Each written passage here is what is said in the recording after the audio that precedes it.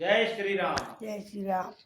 आज सुंदरकांड का हम दूसरा सर्ग पढ़ेंगे और इसमें हनुमान जी का लंका में प्रवेश होना है। और आज इसलिए हनुमान जी का भजन गा रहे हैं। की जो केसरी के लाल मेरा छोटा सा ये काम, की जो केसरी के लाल मेरा छोटा सा ये काम, मेरी राम जी से कह देना जय सिया राम, मेरी राम जी से कह देना जय सिया राम।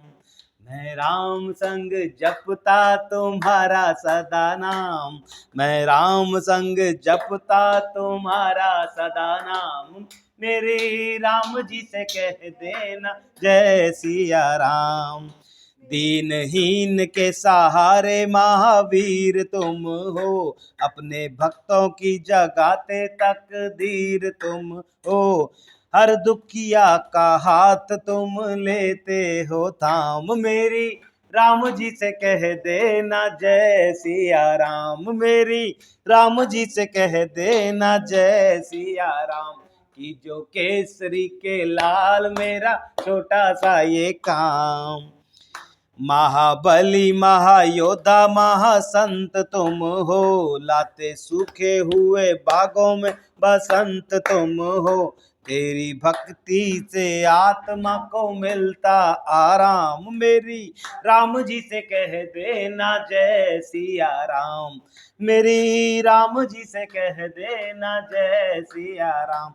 की जो केसरी के लाल मेरा छोटा सा ये काम, पूरी सदा ही हमारी हर आस करना, बाबा भक्तों को कभी ना निराश करना, दोनों चरण तुम्हारे हैं हमारे सुखधाम, मेरी राम जी से कह देना जय सिया राम, मेरी राम जी से कह देना जय सिया राम।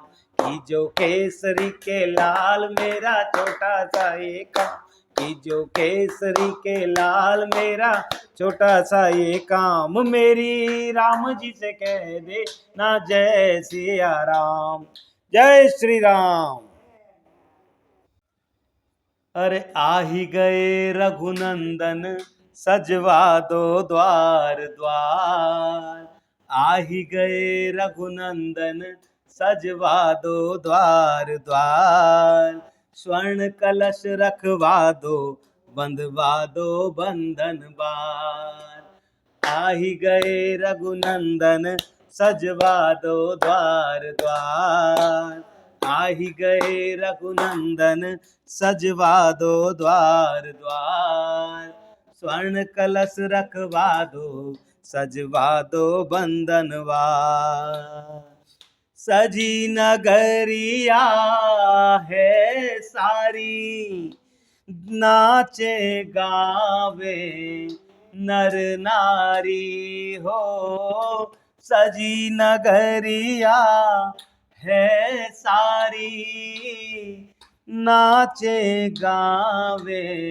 नर नारी, खुशियाँ मनाओ गाओ रे मंगल चार, खुशियाँ मनाओ गाओ रे मंगल चार, स्वर्ण कलश रखवा दो बंधवा दो बंधनवार, आ ही गए रघुनंदन सजवा दो द्वार द्वार, स्वर्ण कलश रखवा दो बंधवा दो बंधन द्वार।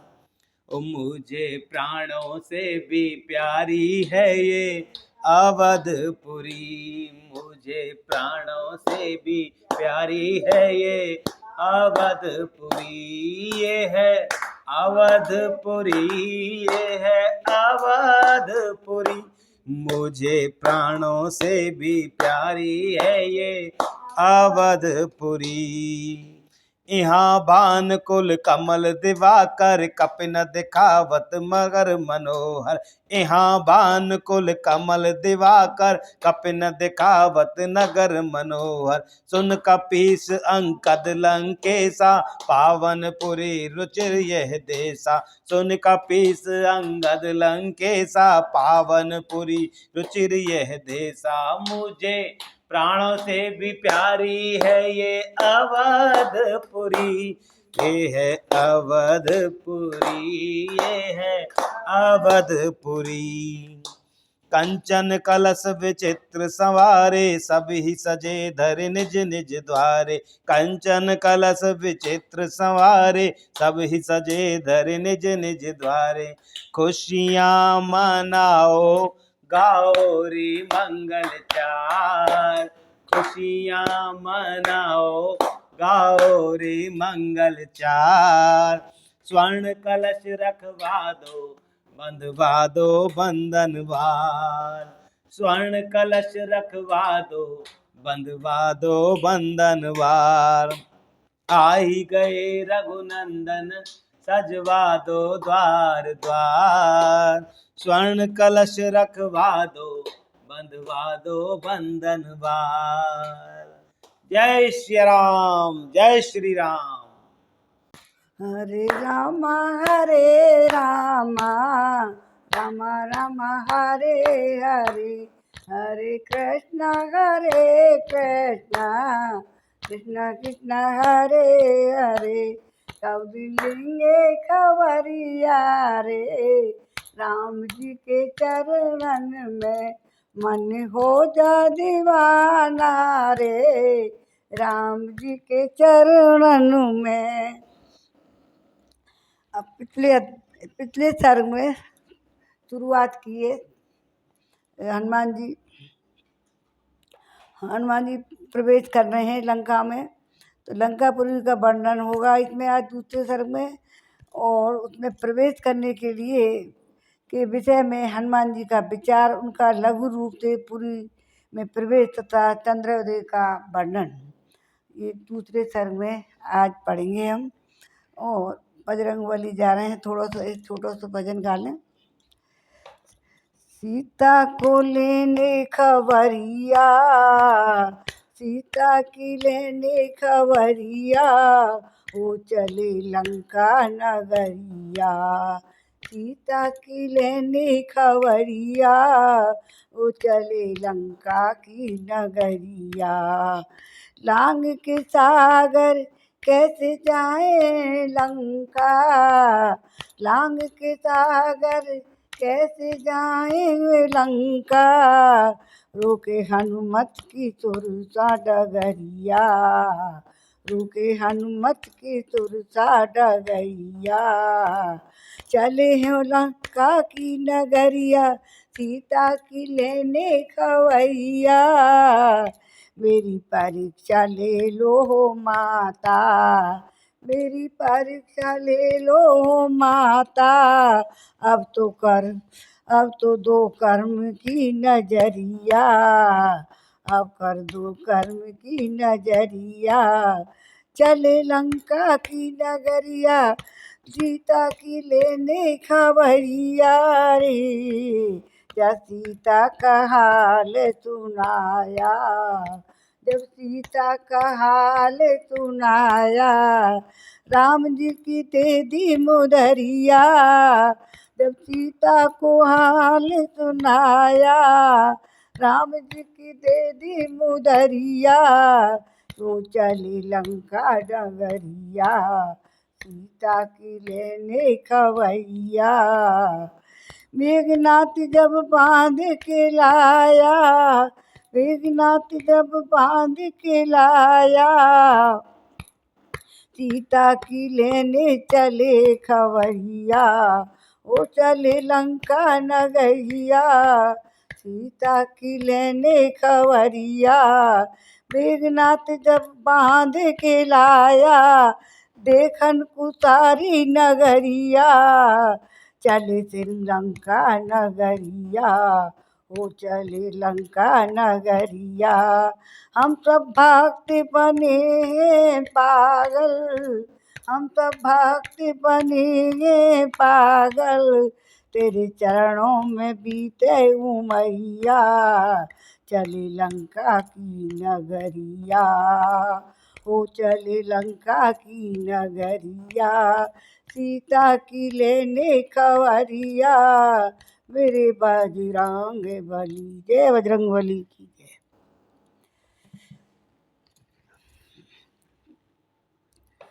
सुंदरकांड का दूसरा सर्ग।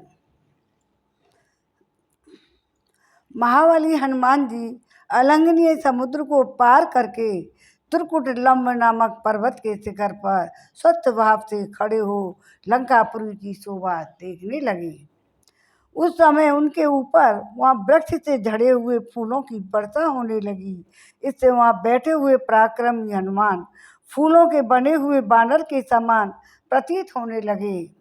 उत्तम पराक्रमी श्रीमान बानर वीर हनुमान 100 योजन समुद्र लांघकर भी उनकी लंबी सांस नहीं खींच रही थी। 100 योजन लंबी सांस खींच ली थी और फिर भी उनकी कोई दिक्कत नहीं आई थी। तो उत्तम पराक्रमी महान बानर वीर हनुमान 100 योजन समुद्र लांघकर भी वहाँ लंबी सांस नहीं खींच रहे थे और न ग्लानि का ही अनुभव कर रहे थे। उल्टे वे सोचते थे कि मैं तो 100 योजन बहुत से समुद्र लांघ सकता हूँ, फिर इस गिने गिनाए 100 योजन समुद्र को पार करना कौन सी बड़ी बात है। बलवानों में श्रेष्ठ बानरों में उत्तम वे वेगवान पवन कुमार महासागर को लांघकर शीघ्र ही लंका में जा पहुंचे। रास्ते में हरी हरी दूब और वृक्षों से भरे हुए मकरंद पूर्ण सुगंधित वन देखते हुए वे मध्य मार्ग में जा रहे थे। तेजस्वी बानर शिरोमणि हनुमान वृक्षों से आच्छादित पर्वतों और फूलों से भरी हुई वन श्रेणियों में विचरने लगे। उस पर्वत पर स्थित हो पवन पुत्र हनुमान ने बहुत से वन और उपवन देखे और पर्वत के अग्र भागों में बसी हुई लंका का भी अवलोकन करने लगे। उन कवि श्रेष्ठ ने वहाँ सरल चीड़ कनेर और खिले हुए खजूर, प्याल, चिरौंजी, कुचलिंद, जमीरी, नींबू, कुटज, केतक, केवड़े, सुगंधपूर्ण प्रियंगू, पिपली, नीप, कदम या अशोक, चितवन, असन, कोविदार तथा खिले हुए करवीर भी देखे। फूलों के बाहर से लदे हुए मुगलित आदि खिले बहुत से वृक्ष उन्हें दृष्टिगोचर हुए, जिनमें पक्षी भरे हुए थे और हवा के झोंके से उनकी डालियां झूम रही थी। हंसों और कारंडों से व्याप्त तथा कमल और उत्पल से आच्छादित हुई बहुत सी बावड़ियाँ, भांति भांति की रमणीय क्रीड़ा स्थान तथा नाना प्रकार के जलाशय उनके दृष्टिपथ में आए। उन जलाशयों के चारों ओर सभी ऋतुओं में फल लगने वाले, फूल देने वाले सभी अनेक प्रकार के वृक्ष फैले हुए थे। उन बानर शिरोमणि ने वहाँ बहुत से रमणीय उद्यान भी देखे। अद्भुत शोभा से संपन्न हनुमान जी धीरे धीरे रावण की पालित लंकापुरी के पास पहुँचे। उसके चारों ओर खुदी हुई खाइयाँ नगरी की शोभा बढ़ा रही थी। उनमें उत्पल और पद्म आदि कई जातियों के कमल खिले हुए थे। सीता को हल लाने के कारण रावण ने लंकापुरी की राक्षसों का ऐसा प्रबंध कर रखा था कि उसके चारों ओर भयंकर धनुष धारण करने वाले राक्षस घूमते रहते थे। वह महापुरी सोने की 4 दीवारी से घिरी हुई थी तथा पर्वत के समान ऊंचे और शरद ऋतु के बादलों के समान श्वेत भवनों से भरी हुई थी। लंकापुरी का वर्णन कर रहे हैं। श्वेत रंग की ऊंची ऊंची सड़कें उस पुरी को सब ओर से घेरे हुए थी। सैकड़ों अट्टालिकाएं वहाँ शोभा पा रही थी तथा फहराती हुई ध्वजा पताकाएं उस नगरी की शोभा बढ़ा रही थी। उसके बाहर फाटक सोने के बने हुए थे और उनकी दीवारें तथा लाल लता बेलों के चित्र से सुशोभित थी। हनुमान जी ने उस फाटकों से सुशोभित लंका को उसी प्रकार देखा जैसे कोई देवता देवपुरी का निरीक्षण कर रहा हो। तेजस्वी कपि हनुमान ने सुंदर शुभ्र संदों में सुशोभित पर्वत के शिखर पर स्थित लंका को इस तरह देखा मानो वह आकाश में विचरने वाली नगरी हो। कपिवर हनुमान ने विश्वकर्मा द्वारा निर्मित तथा राक्षस राज रावण द्वारा सुरक्षित उस पुरी को आकाश में तैरती हुई देखा। तैरती सी लगी उनको, और विश्वकर्मा की बनाई हुई लंका मानो उनके मानसिक संकल्प से रची गई एक सुंदर स्त्री थी। चार दीवारी और उसके भीतर भीतर की बेटी उसकी जघन्य स्थली जान पड़ती थी। समुद्र का विशाल जलराशि और वन उनके वस्त्र थे। सतघ्री और सूल नामक अस्त्र ही उसके केस थे, और बड़ी बड़ी अट्टालिका उसके लिए कर्णभूषण सी प्रतीत हो रही थी। उस पुरी के उत्तर द्वार पर पहुंचकर वानर वीर हनुमान जी चिंता में पड़ गए। वह द्वार कैलाश पर्वत पर बसी हुई अलकापुरी के बहर द्वार के समान ऊंचा था और आकाश में रेखा सी खींचता हुआ जान पड़ता था। ऐसा जान पड़ता मानो अपने ऊंचे ऊंचे प्रसादों में आकाश को उठा रखा है। लंकापुरी भयानक राक्षसों से उसी तरह भरी थी जैसे पाताल की भोगवती पुरी नागों से भरी रहती है। काले काले उसकी निर्माण कला अचिंत्य थी। उसकी रचना सुंदर ढंग से की गई थी तथा हनुमान जी को स्पष्ट दिखाई देती थी। पूर्व काल में साक्षात कुबेर वहाँ निवास करते थे। हाथों में सूल और पट्टे लिए बड़ी बड़ी दाढ़ी वाले बहुत से सूरवीर घोर राक्षस लंकापुरी की उसी प्रकार रक्षा करते थे जैसे विषधर सर्प अपनी पुरी की करते हैं। उस नगर की बड़ी भारी चौकसी, उसके चारों ओर समुद्र की खाई तथा रावण जैसे भयंकर शत्रु को देखकर हनुमान जी इस प्रकार विचार करने लगे, कहने लगे, यदि वानर यहाँ तक आ जाएं तो भी वे व्यर्थ ही सिद्ध होंगे, क्योंकि युद्ध के द्वारा देवता भी लंका पर विजय नहीं पा सकते। ये श्री हनुमान जी ने कहा है। यदि वानर यहाँ तक आ जाएं तो भी वे व्यर्थ ही सिद्ध होंगे, क्योंकि युद्ध के द्वारा देवता भी लंका पर विजय प्राप्त नहीं कर सकते। जिससे बढ़कर विषम संकटपूर्ण स्थान कोई नहीं है। उस रावण पतित दुर्गम लंका में आकर महाबाहु श्री रघुनाथ जी भी क्या करेंगे।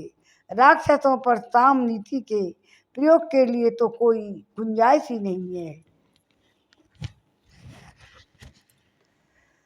दान भेद और युद्ध दंड नीति का प्रयोग भी सफल होता दिखाई नहीं देता। वहाँ चार ही वेगशाली वानरों की पहुंच हो सकती है, बालीपुत्र अंगद की, नील की मेरी और बुद्धिमान राजा सुग्रीव की। अच्छा, पहले यह तो पता लगाऊं कि विधि कुमारी सीता जीवित है या नहीं। जनक किशोरी का दर्शन करने के पश्चात ही मैं इस विषय में कोई विचार करूंगा। तदंतर उस पर्वत शिखर पर खड़े हुए कपिश्रेष्ठ हनुमान जी रामचंद्र जी की अभ्युदय के लिए सीता का पता लगाने के उपाय 2 घड़ी तक विचार करने लगे। विचार करते रहे और उन्होंने सोचा, मैं इस रूप से राक्षसों को इस नगरी में प्रवेश नहीं कर सकता, क्योंकि बहुत से क्रूर और बलवान राक्षस इसकी रक्षा कर रहे हैं। जानकी की खोज करते समय मुझे अपने को छिपाने के लिए वहाँ के सभी महातेजस्वी महापराक्रमी बलवान राक्षसों से आंख मिचौनी खेलनी होगी। अतः मुझे रात्रि के समय ही नगर में प्रवेश करना चाहिए। सीता का अन्वेषण रूप और यह महान समयोचित कार्य सिद्ध करने के लिए ऐसे रूप का आश्रय लेना चाहिए जो आंखों से देखा ना जा सके। केवल कार्य से यह अनुमान हो कि कोई आया था। देवताओं और असुरों के लिए भी दुर्जय वैसी लंकापुरी को देखकर हनुमान जी बारंबार लंबी सांस खींचते हुए यूं करके विचार करने लगे, किस उपाय से काम लूं जिससे ये दुरात्मा राक्षस राज रावण की दृष्टि से ओझल रहकर मैं मिथिलेश नंदिनी जनक किशोरी सीता का दर्शन प्राप्त कर सकूं। किस रीति से कार्य किया जाए जिससे जगत विख्यात श्री रामचंद्र जी का काम भी न बिगड़े और मैं एकांत में अकेली जानकी से भेंट भी कर लूं।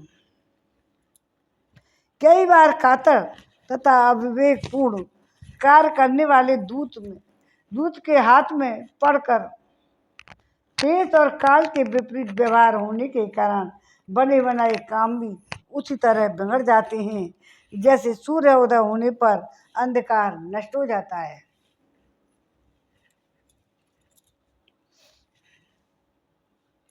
एक राजा और मंत्रियों द्वारा निश्चित किया हुआ कर्तव्य विषयक विचार भी किसी अविवेकी दूत का आश्रय लेने से शोभा सफलता नहीं पाता है। अपने को पंडित मानने वाले अविवेकी दूत सारा काम ही चौपट कर देते हैं।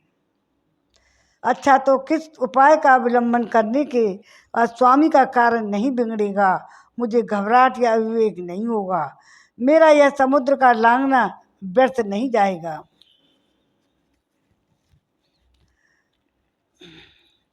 यदि राक्षसों ने मुझे देख लिया तो रावण अनर्थ चाहने वाले उन विख्यात नामा भगवान श्री राम का यह कार्य सफल नहीं हो सकेगा।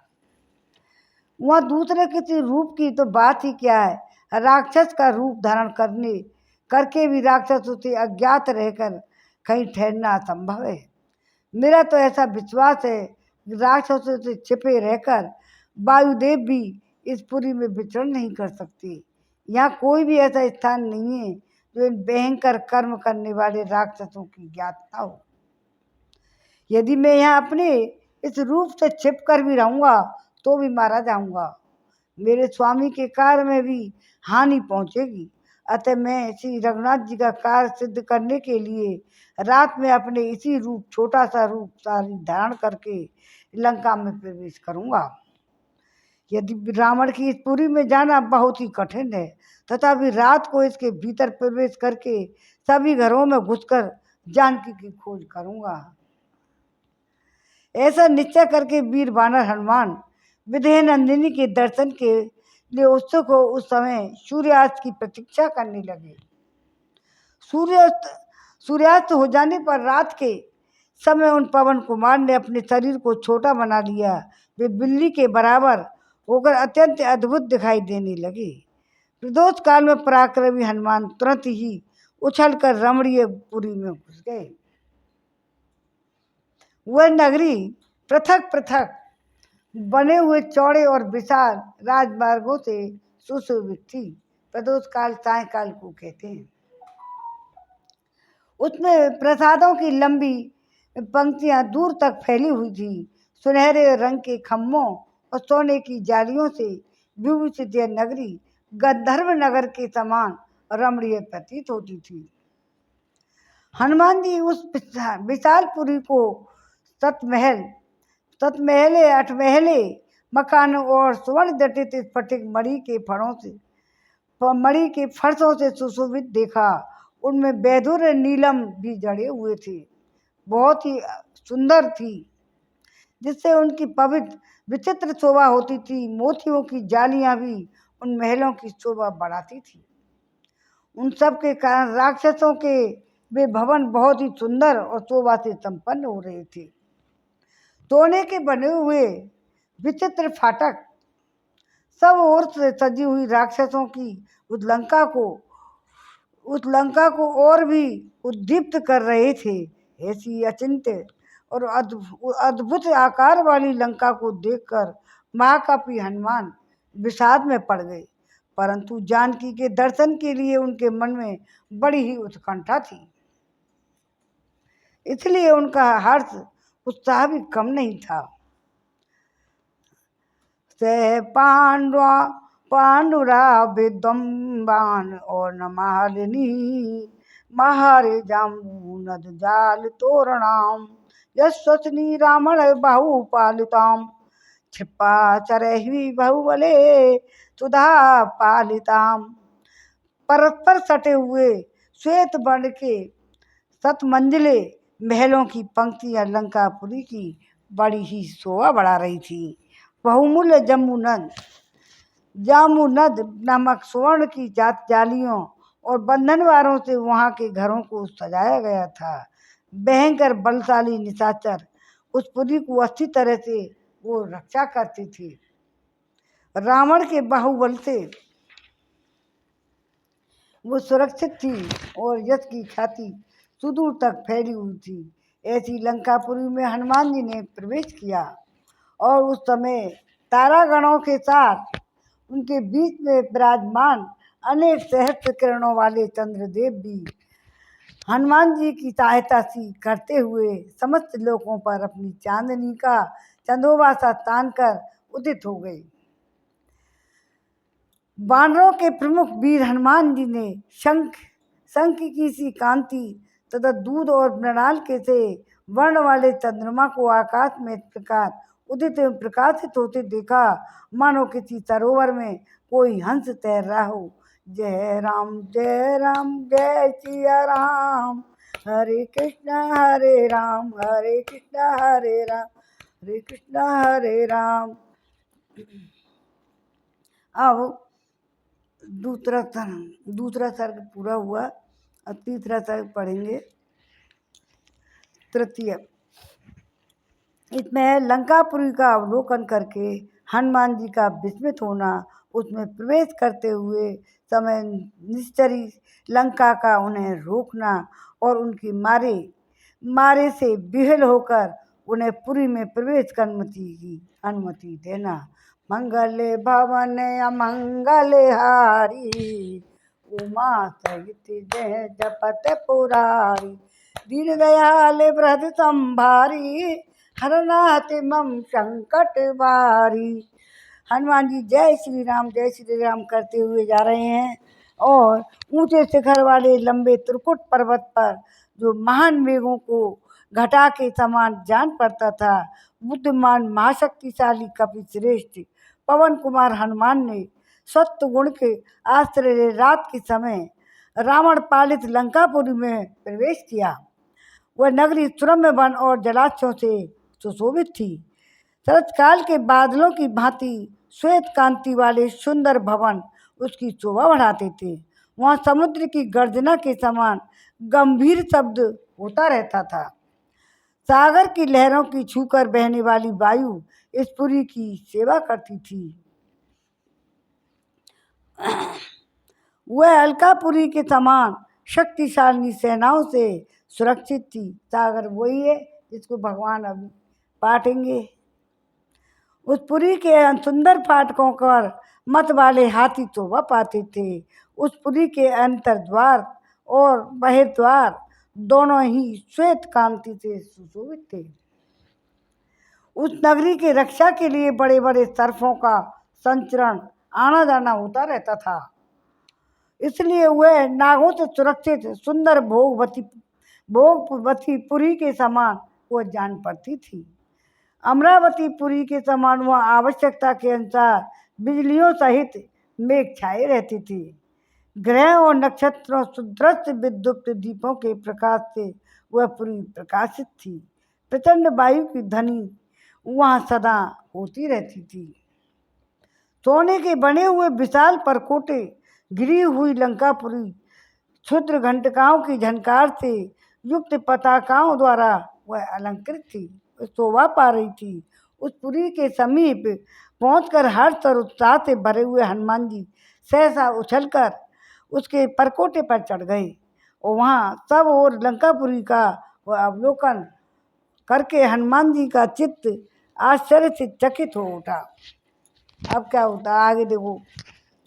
सुवर्ण के बने हुए द्वारों से उस नगरी की अपूर्व शोभा हो रही थी। उन सभी द्वारों पर नीलम के चबूतरे बनी हुई थी।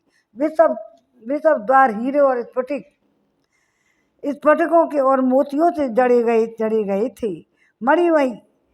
मणिमयी फरसें उनकी शोभा बढ़ा रही थीं। उसके दोनों ओर तपाए हुए स्वर्ण के बने हुए हाथी शोभा पाते थे। उन द्वारों पर ऊपरी भाग चांदी से निर्मित होने के कारण स्वच्छ और श्वेत था। उनकी सीढ़ियां नीलम की बनी हुई थी। उन द्वारों के भीतर भाग स्फटिक मणि के बने हुए और धूल से रहित थे। वे सभी द्वार रमणीय और भवनों से युक्त और सुंदर थे तथा इतने ऊंचे थे कि आकाश में उठे हुए से जान पड़ते थे। वहाँ कौच और मयूरों के कलरव गूंजते रहते थे। वहाँ भांति भांति के वाद्यों और आभूषणों की मधुर ध्वनि होती रहती थी, जिससे लंकापुरी सब ओर से प्रज्वलित हो रही थी। कुबेर की अलका के समान शोभा पाने वाली लंका नगरी त्रिकुट के शिखर पर प्रतिष्ठित होने के कारण आकाश में उठी हुई सी प्रतीत हो रही थी। उसे देखकर कपिवर हनुमान को बड़ा ही हर्ष हुआ। राक्षस राज की यह सुंदर पुरी लंका सबसे उत्तम और समृद्धशालिनी थी। उसे देखकर पराक्रमी हनुमान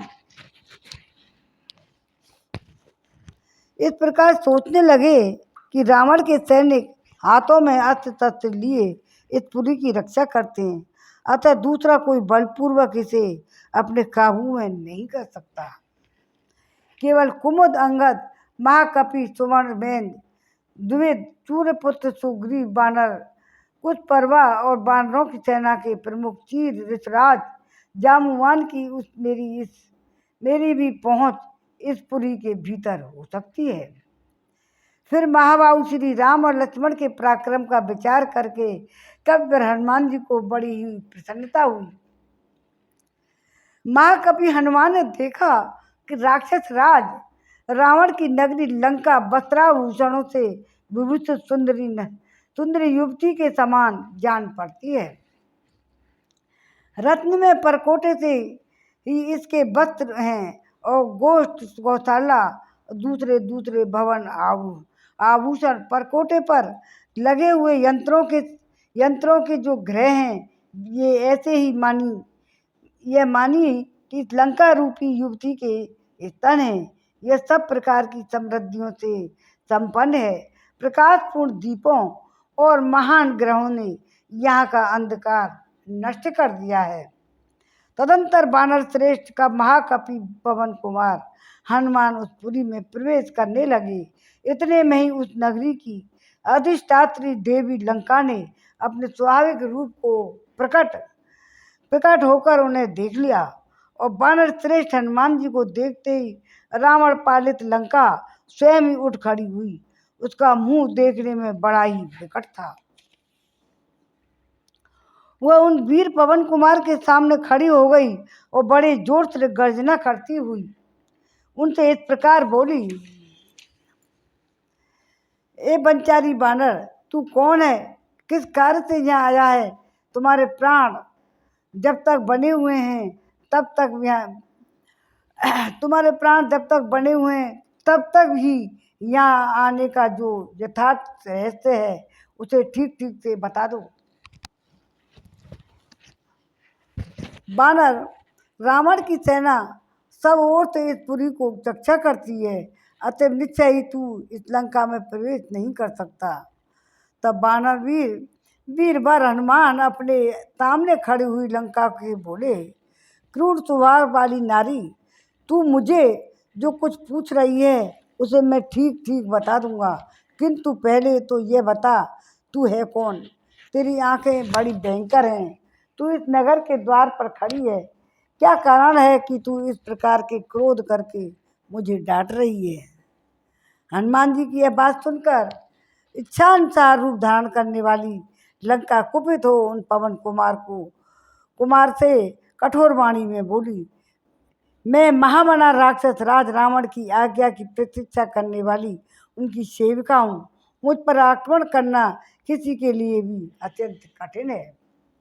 मैं इस नगरी की रक्षा करती हूँ। मेरी अवहेलना करके इस पुरी में प्रवेश करना किसी के लिए संभव नहीं है। आज मेरे हाथों में मारा जाकर तू प्राणहीन हो इस पृथ्वी पर चैन करेगा। वानर मैं स्वयं ही लंका नगरी हूँ, अतः सब ओर से इसकी रक्षा करती हूँ। यही कारण है कि मैंने तेरे प्रति कठोर वाणी का योग किया है। लंका की यह बात सुनकर पवन कुमार कपिश्रेष्ठ हनुमान उसे जीतने के लिए यत्नशील ही दूसरे पर्वत के समान वहाँ खड़े हो गए।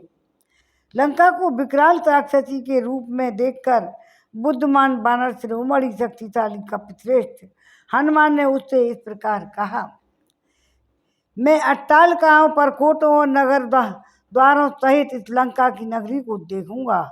इसी प्रयोजन से यहाँ आया हूँ। इसे देखने के लिए मेरे मन में बड़ा ही कौतूहल है। इस लंका के जो वन उपवन कानन मुख्य मुख्य ब्रह्म भवन हैं, उन्हें देखने के लिए ही यहाँ मेरा आगमन हुआ है। हनुमान जी का यह वचन सुनकर इच्छा अनुसार रूप धारण करने वाली लंका पुनः कठोर वाणी में बोली, खोटी बुद्धि वाले नीच बानर राक्षसेश्वर रावण के द्वारा मेरी रक्षा हो रही है। तू मुझे परास्त किए बिना आज इस पुरी को नहीं देख सकता।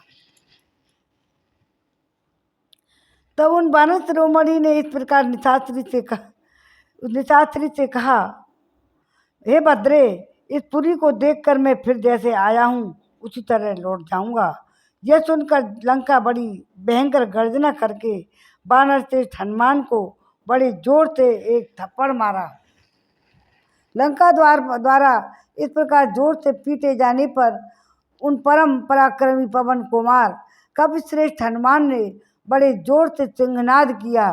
फिर उन्होंने अपने बाएं हाथ की अंगुलियों का मोड़कर मुट्ठी बांध ली और अत्यंत कुपित हो उस लंका को एक मुक्का जमा दिया।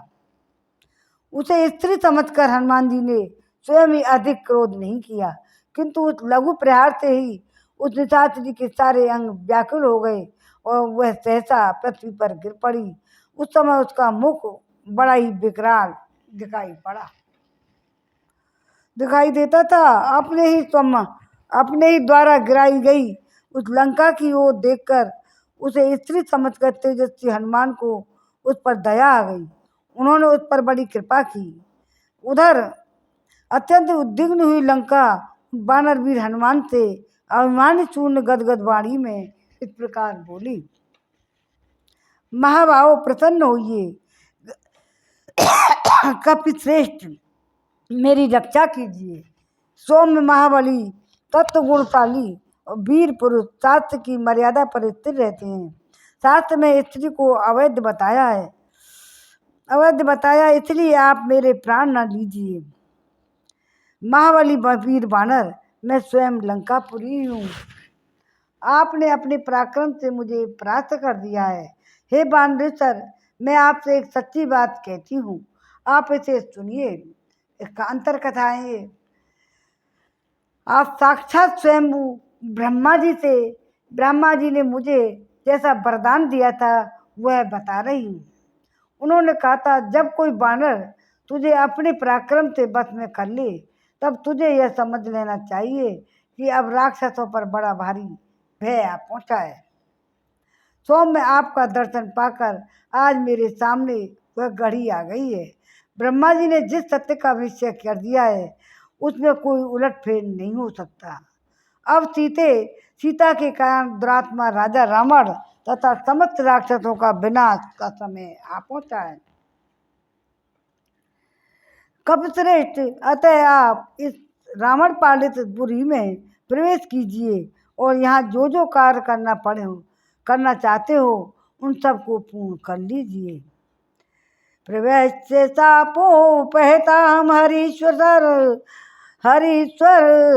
पुरीम शुभा राक्षस मुख्य पालिताम यदि रक्षाताम जनकात्मा जा सतीम विमार्ग सर्वत्र गतो यथा सुखम। हे बानरेश्वर, बानर राज रावण के द्वारा पालित यह सुंदरपुरी अभिशाप से नष्ट प्राय हो चुकी है, अतः इसमें प्रवेश करके आप स्वेच्छानुसार सुखपूर्वक सर्वत्र सती साध्वी जनक नंदिनी सीता की खोज कीजिए। तीसरा सर्ग पूरा हुआ, विराम हो गया है। हरे कृष्णा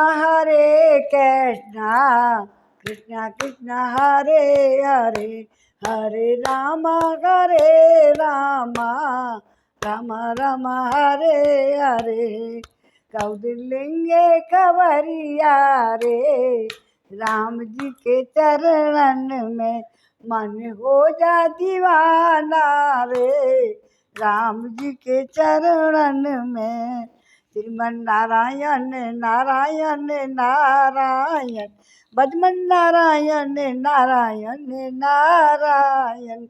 गोविंद मेरो है गोपाल मेरो है, श्री बांके बिहारी नंद लाल मेरो है। बांके बिहारी जय हो तुम्हारी, जय हो तुम्हारी लाला, जय हो तुम्हारी। श्रीमन नारायण नारायण नारायण। हरे हरे मुरारी, हे नाथ नारायण वासुदेवा। श्रीमन नारायण नारायण नारायण। मंगल भवन अमंगल हारी, द्रवहु सुदशरथ अजर बिहारी। दीन दयाल वृहद संभारी, हरो नाथ मम संकट भारी।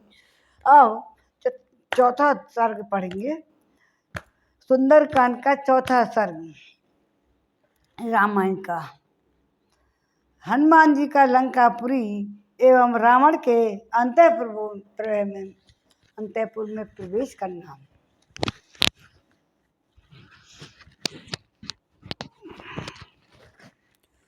इच्छानुसार रूप धारण करने वाली श्रेष्ठ राक्षसी लंकापुरी को अपने पराक्रम से परास्त करके महातेजस्वी महाबली भगवान, महान तत्वशाली वानर शिरोमणि कपिकुंजर हनुमान बिना दरवाजे के ही रात में 4 दीवारी के फांद गए और लंका के भीतर घुस गए। जय श्री राम, जय राम, जय राम, जय सिया राम। कपिराज सुग्रीव का हित करने वाले हनुमान जी ने इस तरह लंकापुरी में प्रवेश करके मानो शत्रुओं के सिर पर अपने बायां पैर रख दिया हो। सतगुण से संपन्न पवन पुत्र हनुमान उस रात में परकोटे के भीतर प्रवेश करके बिखरे गए फूलों से सुशोभित राजमार्ग का आश्रय ले उस रमणीय लंकापुरी को चले और जैसे आकाश श्वेत बादलों से सुशोभित है, उसी प्रकार वह रमणीय पुरी अपने श्वेत मेघ सदृश ग्रहों से उत्तम शोभा पा रही थी। वे ग्रह अट्टहास जनित उत्कृष्ट शब्दों और बाद घोषों से मुखरित थी। उनमें वज्रों के तथा अंकुशों के चित्र अंकित थे। हीरों के बने हुए झरोखे उनकी शोभा बढ़ाते थे। उस समय लंका श्वेत बादलों के समान सुंदर एवं विचित्र राक्षस ग्रहों से प्रकाशित हो रही थी। रात्रि में उन ग्रहों में से कोई तो कमल के आकार में बने हुए थे, कोई स्वास्तिक के चिन्ह या आकार के युक्त थे। किन्हीं का निर्माण वर्धमान संज्ञक ग्रहों के रूप में हुआ था। ये सब ओर से सजाए गए थे। ये सब पार्वती के लिए सजाए गए थे, पार्वती के लिए बनाई गई थी। कुबेर ने महादेव पार्वती के लिए बनाई था महल। राम बल जबरदस्त अपने लिए उपहार में ले आया। वानर राज सुग्रीव हित करने वाले श्रीमान हनुमान श्री रघुनाथ जी की कार्य सिद्धि के लिए विचित्र पुष्प में आभरणों से अलंकृत लंका में विचरने लगे। उन्होंने उस पुरी को अच्छी तरह देखकर प्रसन्नता का अनुभव किया। इन कपिश्रेष्ठ ने जहाँ जहाँ एक घर से दूसरे घर में जाते हुए विविध प्रकार के भवन देखे। हृदय, कंठ और मूर्धा इन तीनों स्थानों में निकलने वाले मंद मध्यम उच्च स्वर से विभूषित मनोहर गीत सुने।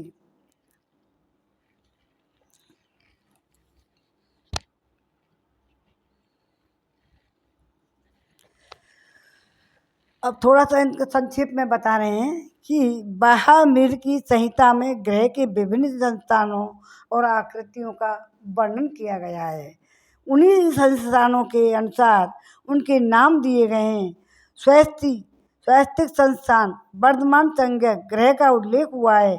उनके लक्षणों को स्पष्ट करने वाले वचनों का भी उद्धृत किया गया है। इस 4 शालाओं से युक्त ग्रहों को जिसके प्रत्येक दिशाओं में एक एक करके 4 द्वार हों उसको समर्थो भद्र कहते हैं। जिसमें 3 ही द्वार हों, पश्चिम दिशा की द्वार ना हो उसका नाम नंदाव्रत है। और जिसमें दक्षिण के सिवा अन्य तीनों दिशाओं में द्वार हों उसे वर्धमान ग्रह कहते हैं। वह धन देने वाला होता है। जिसमें केवल पूर्व दिशा की ओर द्वार ना हो उस ग्रह का नाम स्वास्तिक है। वह पुत्र और धन देने वाला होता है। इनका वर्णन किया है। जो चिन्ह बनाए हुए ने ग्रहों में वो बताए गए। उन्होंने स्वर्गीय अप्सराओं के समान सुंदरी तथा काम वेदनाओं से पीड़ित कामनियों की करधनी और पादों में की झनकार भी सुनी।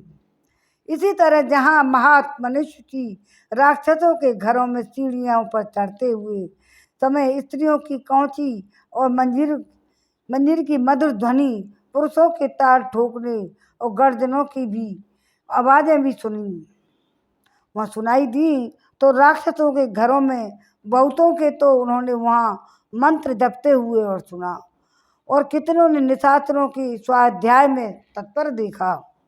कई राक्षसों को उन्होंने रावण की स्तुति के साथ गर्जना करते हुए निशाचरों की एक बड़ी भीड़ को राजमार्ग रोककर खड़ी हुई देखा। नगर के मध्य भाग में उन्हें रावण के बहुत से गुप्तचर दिखाई दिए।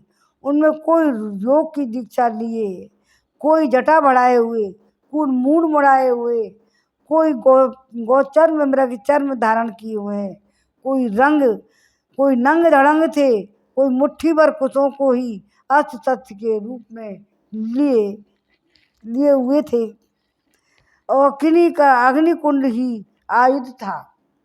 किन्हीं के हाथ में कूट या मुदर था, कोई डंडे कोई हथियार के रूप में लिए हुए था। किसी की एक आँख थी तो किसी के रूप बहुरंगे थे। कितनों के पेट और स्तन बहुत बड़े थे, कोई बड़े विकराल थे। किन्हीं के मुंह टेढ़े मेढ़े कई विकट थे और कोई बौने थे। किन्हीं के पास धनुष खड़ग शतघ्नि मूसल रूप आयुध थे। किन्हीं के हाथों में उत्तम परिध विद्यमान थे। तरह तरह के राक्षस, तरह तरह की शकल के, और कोई विचित्र कवचों से प्रकाशित हो रहे थे। और निशाचर न जाने अधिक मोटे थे न अधिक दुर्बल, न बहुत लंबे थे न अधिक छोटे, न बहुत गोरे थे न अधिक काले, न अधिक कुबड़े थे न विशेष बौने थे। कोई बड़े कुरूप थे, कई अनेक प्रकार के रूप धारण कर सकते थे। किन्हीं का रूप सुंदर था, कोई बड़े तेजस्वी थे। किन्हीं के पास ध्वजा पताका अनेक प्रकार के अस्त्र शस्त्र थे। कोई शक्ति पक्ष रूप आयुध धारण किए थे, और किन्हीं के पास पट्टिस वज्र गुलेल और पास थे। महाकपि हनुमान ने उन सबको देखा। किन्हीं के गले में फूलों के हार थे, ललाट आदि अंग चंदन से चर्चित थे। कोई श्रेष्ठ आभूषणों से सजे हुए थे, कितने ही नाना प्रकार के वेशभूषा से संयुक्त थे, और बहुतेरे स्वेच्छानुसार विचरने वाले जान पड़ते थे। कितने ही राक्षस तीखे शूल वज्र लिए हुए, वे सब के सब महान बल से संपन्न थे। इनके सिवा कपिवर हनुमान ने 1,00,000 रक्षक सेना को राक्षस राज रावण की आज्ञा से सावधान होकर नगर के मध्य भाग में माँ को रक्षा में संलग्न देखा। वे सारे सैनिक रावण के अंतःपुर के अग्रभाग में स्थित थे। रक्षक सेना के लिए जो विशाल सैन्य भवन बना हुआ था उसका फाटक बहुमूल्य सुवर्ण द्वारा निर्मित हुआ था। उस रक्षा भवन को देखकर महाकपि हनुमान ने राक्षस राज रावण के सुप्रसिद्ध राजमहल पर दृष्टिपात किया, जो त्रिकुट पर्वत के एक शिखर पर प्रतिष्ठित था। वह सब ओर से श्वेत कमलों द्वारा अलंकृत और खाइयों से घिरा हुआ था। उसके चारों ओर बहुत ऊंचा परकोटा था। उसने अपने राजभवन को घेर रखा था। वह द्रव्य भवन स्वर्ग लोक के समान मनोहर था और वहाँ संगीत आदि के दिव्य शब्द गूंज रहे थे। घोड़ों की हिननाट आवाज भी वहाँ सब ओर से फैली हुई थी। आभूषणों की रुंझुन से कानों में पड़ती रहती थी। नाना प्रकार के रथ, पालकी आदि सवारी, विमान, सुंदर हाथी, घोड़े, श्वेत बादलों का घटा के समान दिखाई देने वाले, 4 दांतों युक्त सजाए मत वाले हाथी, मदमस्त पशु पक्षियों के संचरण से उस राजमहल द्वार पर बड़ा ही सुंदर दिखाई देता था। सहस्त्रों महापराक्रमी निशाचर राक्षस राज के उस पहल की रक्षा करते थे। उस गुप्त भवनों में से मैं भी कपिवर हनुमान जी वहाँ जा पहुँचे। तदंतर उनके चारों ओर सुवर्ण और जम्मू नद का परकोटा था, जिसका ऊपरी भाग बहुमूल्य मोती और मणियों से विभूषित था तथा अत्यंत उत्तम काले अगरू एवं चंदन से जिसकी अर्चना की जाती थी। रावण के उस अंतःपुर में हनुमान जी ने उसमें प्रवेश किया। जय राम, जय सिया राम, जय जय हनुमान। जय राम, जय राम, जय सिया राम, जय जय हनुमान। 4था सर्ग पूरा हुआ। 5वां सर्ग पढ़ती हूँ। पंचवें हनुमान जी का रावण के अंतःपुर में घर घर में सीता को ढूंढना, उन्हें ना देखकर मां दुखी होना। ततः मंद गति पंत ज्योत्सना वितानम आरुद्रम तब सुदर्शित मान भवि भानुमंतम गोष्ठे व्रतम मतिभम ब्रह्मंतम।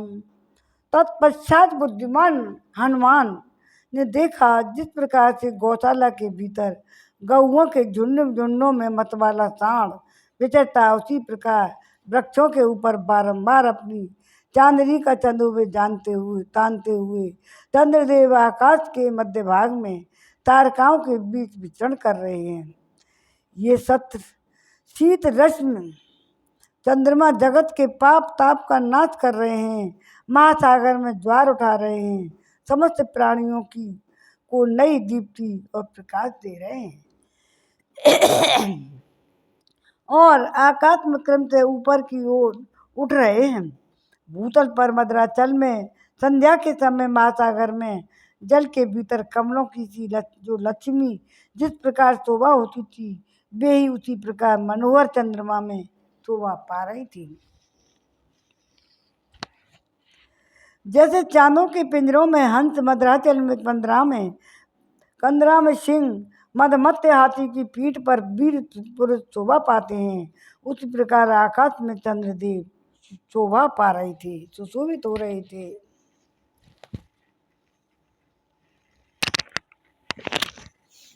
जैसे तीखे सींग वाला बैल खड़ा हो, जैसे ऊपर का शिखर वाला महान पर्वत श्वेत हिमालय शोभा पाता हो, और वैसे स्वर्ण जटित दांतों से युक्त गजराज सुशोभित होता हो, उसी प्रकार हरण के सरंग रूपी चिन्ह से युक्त परिपूर्ण चंद्रमा छवि पा रहे थे, जिनका शीतल जल हिमरूपी पंख से संसर्ग का दोष नष्ट हो गया है, अर्थात जो इनमें संसर्ग से बहुत दूर है। सूर्य किरणों को ग्रहण करने के कारण जिन्होंने अपने अंधकार रूप पंख को भी नष्ट कर दिया है, तथा प्रकाश रूपी प्रकाश लक्ष्मी का आश्रय स्थान होने के कारण जिनकी कालिमा भी निर्मल प्रतीत होती है, वे भगवान 7 लाख क्षण चंद्रदेव आकाश में प्रकाशित हो रहे हैं। जैसे गुफा के बाहर शिलातल पर बैठा हुआ मृगराज शोभा पाता है, सिंह शोभा पाता है, जैसे विशाल वन में पहुंचकर गजराज सुशोभित होता है। जैसे राज्य पाकर राजा अधिक शोभा से संपन्न हो जाता है, उसी प्रकार निर्मल प्रकाश से युक्त चंद्रदेव सुशोभित हो रहे हैं। प्रकाश युक्त चंद्रमा के उदय से जिसका अंधकार रूपी दोष दूर हो गया, जिसमें राक्षसों के जीव हिंसा और मांस भक्षण रूपी दोष बढ़ गए हैं, रमणियों के रमण विषय चित्त दोष प्रणय कलह निवृत्त हो रहे हैं, हो गए हैं। वह पूजनीय प्रदोष का स्वर्ग सदृश सुख का प्रकाश करने वाला है, प्रकाश करने लगा। वीणा के श्रवण सुख शब्द झंकृत हो रहे हैं। सदाचारणी स्त्रियां पतियों के साथ सो रही थी तथा अत्यंत अद्भुत भयंकर शील स्वभाव वाले निशाचर निश्चित काल में विहार कर रहे थे। बुद्धिमान बानर हनुमान ने वहाँ बहुत से घर देखे, किन्हीं में से ऐश्वर्य मद से मत निशाचर निवास करते थे, किन्हीं में मदरापान से मतवाले राक्षस भरे हुए थे। कितने ही घर में रथ घोड़े वाहनों और भद्रासनों से संपन्न थे, कितने ही वीर लक्ष्मी से व्याप्त दिखाई देते थे। वे सभी ग्रह एक दूसरे से मिले हुए थे, घर घर में घूम के आए थे सीता के पता लगाने के लिए, हर घर में घुसे थे। राक्षस लोग आपस में एक दूसरे पर अधिक आक्षेप करते थे, अपनी मोटी मोटी भुजाओं को भी हिलाते और चलाते थे, मतवालों की सी बहकी बहकी बातें करते थे, मदरा से उन्मत्त होकर दारू पी रखी थी, मरद पर कटु वचन बोलते थे। इतना ही नहीं, वे मतवाले राक्षस अपनी छाती भी पीटते थे, अपने हाथ आदि अंगों को अपनी प्यारी पत्नियों पर रख देते थे, सुंदर रूप वाले चित्रों का निर्माण करते थे और सुदृढ़ धनुषों का कान तक खींचा करते थे। हनुमान जी ने जब ये देखा कि नायिकाएं अपने अंगों में चंदन आदि का अनुरोपण करती हैं और दूसरी वहीं सोती हैं, तीसरी सुंदर रूप मनोहर सुखदानी ललनाएं हंसती हैं, अन्य वनिताएं प्रणय कलह से कुपित हो लंबी लंबी सांसें खींच रही हैं, चिंगारते हुए महान गजराजों और अत्यंत सम्मानित श्रेष्ठ सभासदों और लंबी सांसें छोड़ने वाले वीरों के कारण लंकापुरी फुफकारते हुए सर्पों से युक्त चराचरों के सरोवरों के समान शोभा पा रही है।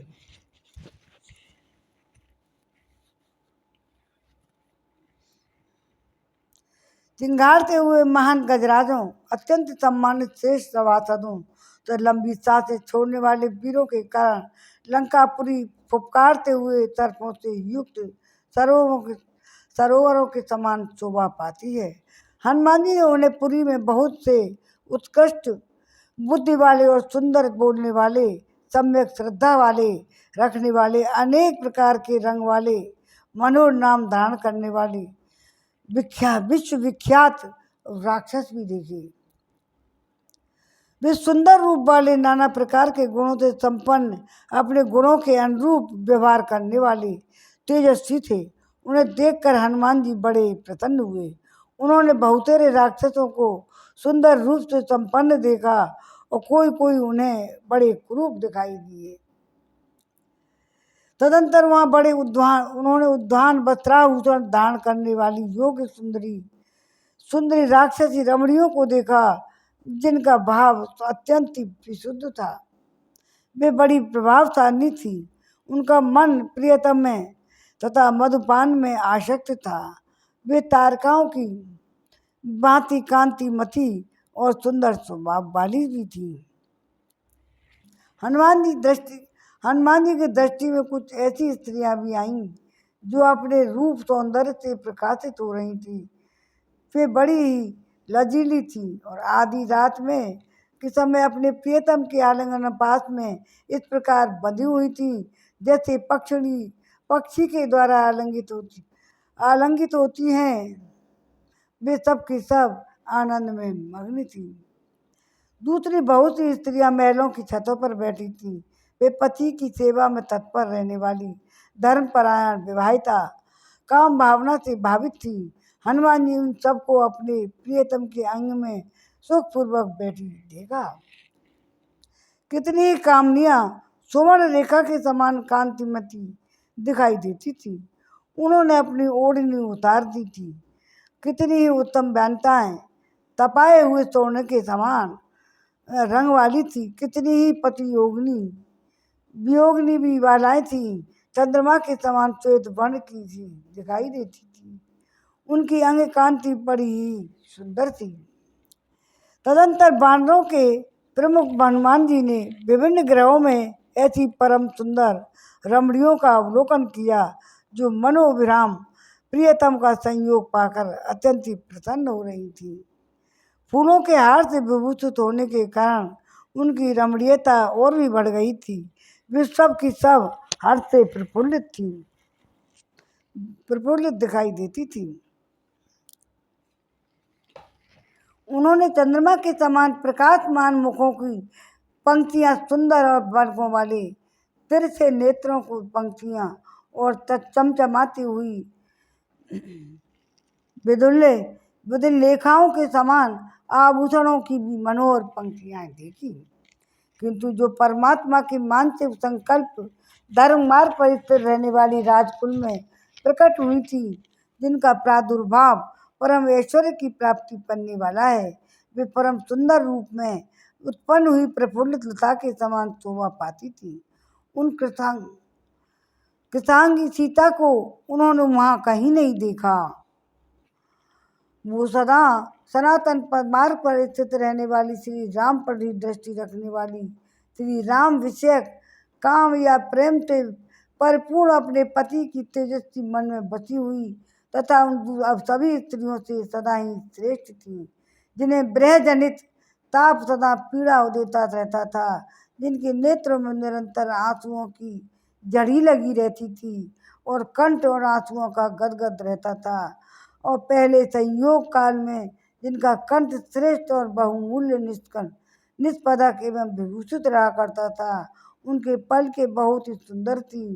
कंठ स्वर अत्यंत मधुरिया और वन में नृत्य करने वाले मयूरी के समान मनोहर लगती थी, जो मेघ आदि से आच्छादित होने के कारण अव्यक्त रेखा वाली चंद्र लेखा के समान दिखाई देती थी। धूल धूसर सुवर्ण रेखा थी प्रतीत होती थी। बाण के आघात से उत्पन्न हुई रेखा चिन्ह सी जान पड़ती थी तथा वायु के द्वारा उड़ाई जाती हुई बादलों की रेखा सी दृष्टिगोचर होती थी। वक्ताओं में श्रेष्ठ नरेश्वर श्री रामचंद्र जी की पत्नी उन सीता जी को बहुत देर तक ढूंढने पर भी जब हनुमान जी ने ना देख सके, तब वे तत्क्षण अत्यंत दुखी और शिथिल हो गए। जय राम, जय सिया राम। 5वां सर्ग पूरा हुआ। अब छठे सर्ग में है हरे कृष्णा कृष्णा कृष्णा हरे हरे, हरे राम राम राम हरे हरे। जय जय राम जय सिया राम, जय जय हनुमान। जय राम जय सिया जय जय हनुमान। मंगल भवन मंगल हारी, उमा सहित जय जपत पुरारी। दीन दयाल व्रत संभारी, हरनाथ मम संकट भारी। मंगल भवन मंगल हारी, जय बहुत दशरथ अजर बिहारी। अच्छा सर्ग और पढ़ लीजिए। हनुमान जी रावण तथा अन्य राक्षसों के घरों में सीता जी की खोज करना। फिर इच्छा अनुसार रूप धारण करने वाले कपिवर हनुमान जी बड़ी शीघ्रता के साथ लंका के सभी तट महलों में मकानों में यथेच्छ विचरने लगे। अत्यंत कल बल वैभव से संपन्न वे पवन कुमार राक्षस रावण के महल में पहुँचे, जो चारों ओर से सूर्य के समान चमचमाते हुए सुवर्ण में परकोटों से घिरा हुआ था। जैसे सिंह विशाल वन की रक्षा करते हैं, उसी प्रकार बहुत भयानक राक्षस रावण के उस महल की रक्षा कर रहे थे। उस भवन का निरीक्षण करते हुए कपिकुंजर हनुमान मन ही मन हर्ष का अनुभव करने लगे और वह महल चांदी से मढ़े हुए चित्रों को जैसे सोने के जड़े हुए थे। दरवाजे और बहुत अद्भुत डोरियों वाली सुंदर घरों द्वारों में युक्त था। हाथी पर चढ़े हुए महावत त्रमहीन सूरवीर जहाँ उपस्थित थे, जिनके वेग की कोई रोक नहीं सकता था। ऐसे रथवाहक अश्व भी वहाँ शोभा पा रहे थे। सिंहों और बाघों के चमड़ों के बने हुए कवचों से वे ढके हुए थे। उनकी हाथी दांत सुवर्ण और चांदी की प्रतिमाएं रखी हुई थी। उन रथों में लगी हुई छोटी छोटी उन घंटिकाओं की मधुर ध्वनि वहाँ होती रहती थी। ऐसे विचित्र रथ उस रावण भवन में सदा आ जा रहे थे। रावण का भवन अनेक प्रकार से रत्नों से व्याप्त था। बहुमूल्य आसन उसकी शोभा बढ़ाते थे। उसमें सब और बड़े बड़े रथों के ठहरने के स्थान बने थे और महारथी वीरों के लिए विशाल वास स्थान बनाए गए थे। दर्शनीय एवं परम सुंदर नाना प्रकार के सहस्त्रों पशु और पक्षी वहाँ सब और भरे हुए थे। सीमा की रक्षा करने वाले विनयशील राक्षस उस भवन की रक्षा करते थे। वह सब ओर से मुख्य मुख्य सुंदरियों से भरा रहता था। वहाँ की रत्न स्वरूपा युवती रमणियाँ सदा प्रसन्न रहा करती थी। सुंदर आभूषणों की झनकारों से झंकृत राक्षस राज व महल सुंदर के कलकलनाद को भांति मुखरित रहता था।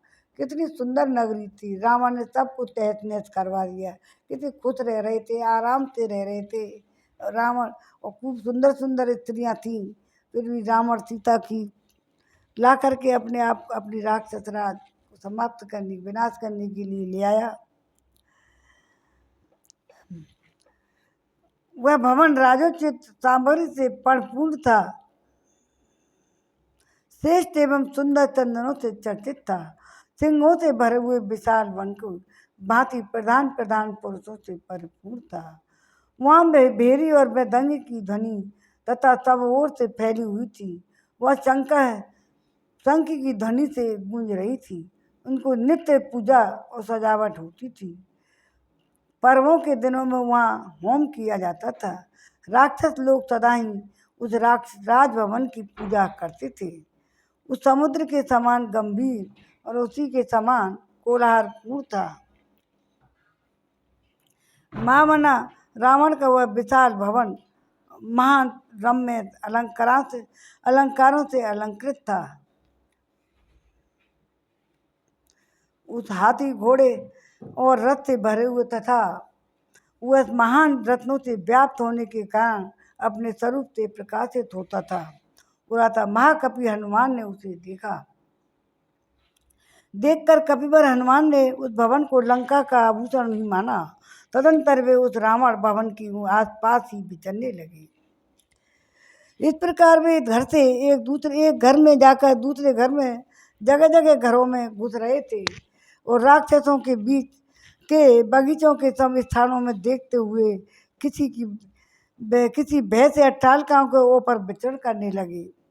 महान वेगशाली पराक्रमी वीर हनुमान वहाँ से कूदकर प्रस्थ घर में उतर गए।